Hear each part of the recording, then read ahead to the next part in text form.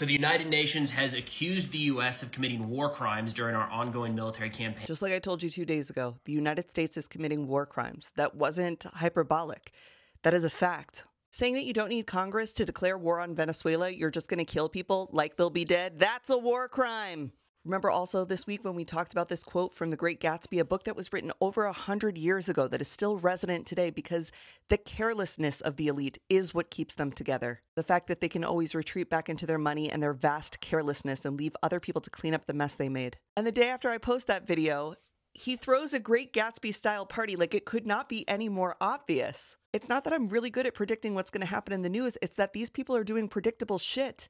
And we can learn from our history, and we can learn from our banned books, and we can respond the way that people who have had success against authoritarianism in the past have responded. So what does it mean that the UN is accusing the United States of war crimes? They have set out a demand that they stop this kill campaign in Venezuela and that they do not move forward with other threats of invading other sovereign nations. As I'm sure you're already saying in the comments now, who's going to stop him? He doesn't listen to anyone. He doesn't have respect for law and order, tradition, or international relations. I don't think that the Trump administration and the Secretary of War are going to stop these extrajudicial killings simply because the UN says that they have to.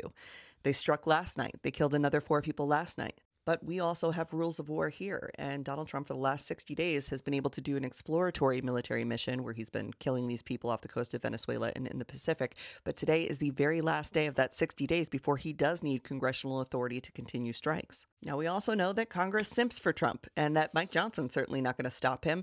And Congress is still shut down, so they can't even really vote on this if they want to. Will that stop him? Maybe not. But it is a war crime. He is on record committing war crime. It is November 2nd, 2025, and the President of the United States and the so-called Secretary of War are knowingly committing war crimes. That will always be true, and that is something that you can know right now as well. This is not partisan.